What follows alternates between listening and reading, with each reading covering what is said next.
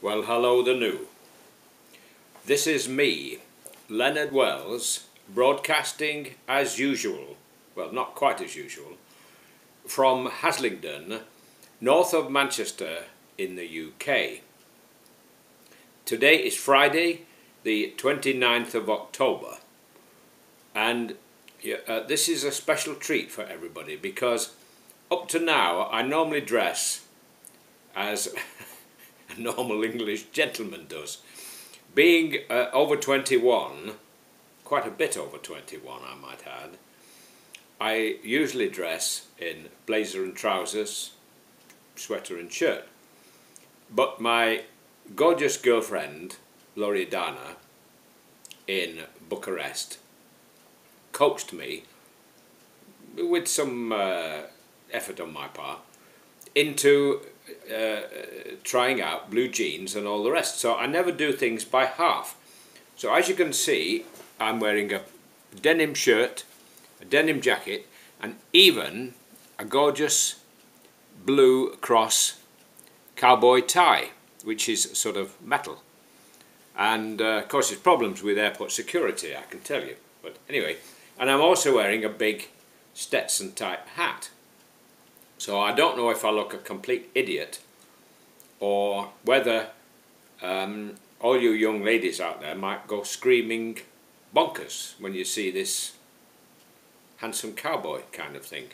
Anyway, today my talk is about honesty is the best policy. And this applies in business.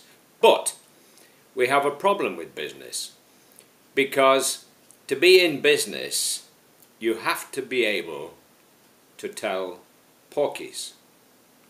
Lies, in other words. You have to be prepared to tell lies. Because, and it has to be so, because if you think about it, if your greengrocer put potatoes in his window and with a notice on which said 10 pence a kilo, but I bought them for a penny a kilo, most people would walk away in disgust. But this is effectively what happens in business. They go out of their way to make money. And the problem is that a lot of them don't care about the customer. They don't put the customer first. And this is a fatal mistake, because if they did, if they really thought what it was like to be the customer and set out to help him, they would probably find they would double their business. But they don't. And this particularly applies in the area in which I call strategic pricing. And you get this with the train companies. If they think a train's going to be empty, they'll sell the seats for next to nothing. But otherwise, they'll charge you what they can get away with. Very hard-faced and very unfairly.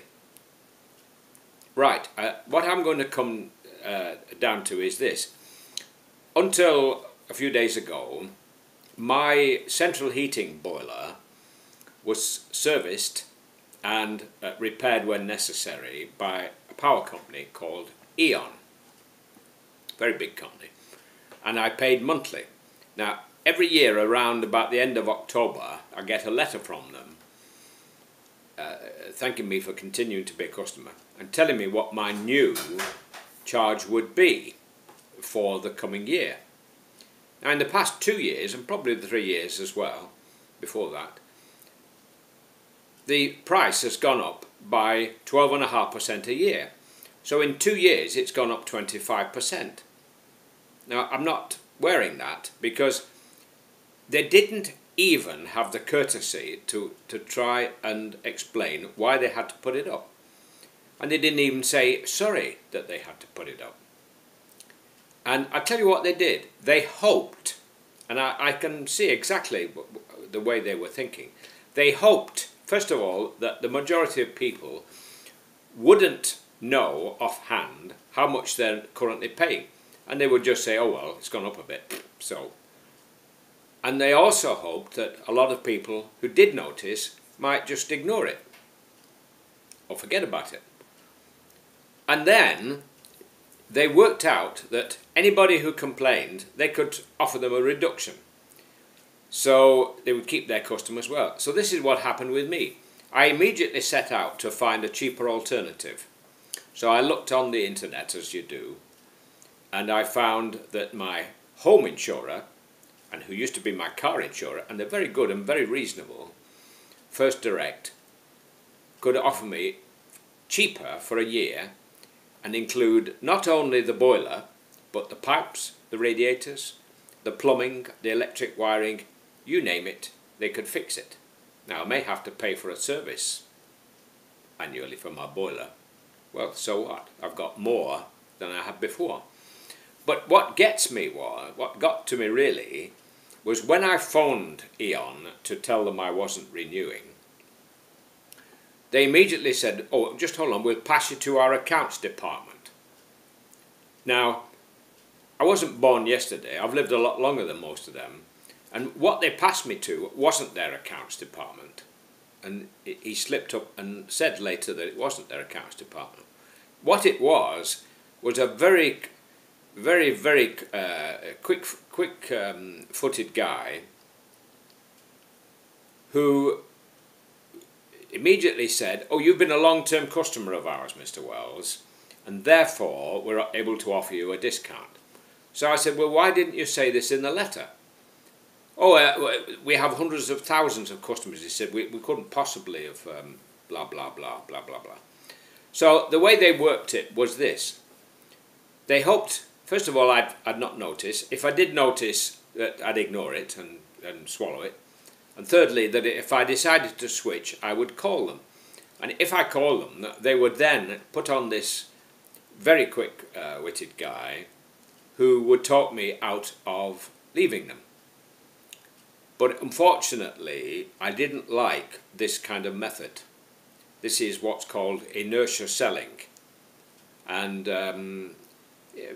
well, all right, if that's the kind of way they want to do business, that's fine with me. But I don't like it, because it means that they set out to treat me as if I was born yesterday, as if I was an idiot, and I'm not. And I'm not prepared to accept a service where they put up their prices by 25% in 2 years, hoping that I would be stupid enough not to notice or do anything about it. They got what's called in English parlance a sucking. Now, while I'm talking, I remembered something my mother used to say. She said, if you can't fight, wear a big hat. So I'm wearing a big hat, and I hope you all don't think I'm looking a bit stupid. I hope you like the outfit, because it's a complete change for me. If you like the tie, any of you guys, and if you are impressed by it, if you send me a message through YouTube, I'll let you know where I got it from. And I also got, and I'm going to stand up now so you can see, I also got a very nice buckle on my belt, which is a Union Jack, and it's effectively part of the outfit for me, because now I have a cross here, and I have the Union Jack, which is also in the form of a cross, on my waist. And when I travel, I always wear this this cross. As you can see, it's a cross. And I also wear this sort of dog tag, and it gives details of myself, like my passport number, national insurance number, home address, who to contact here and wherever I might be in abroad. So that's an idea you could think about, and you can also get in touch with me if you're interested in that. I'm going to close now before the 10 minutes is up, because YouTube won't allow more than 10 minutes. Why not 15? It's much better, because I like to talk. So I'm going to say cheerio, God bless, while it's still legal in the UK to say God bless. Hope it keeps fine for you. Cheerio, E.ON. Bye for now.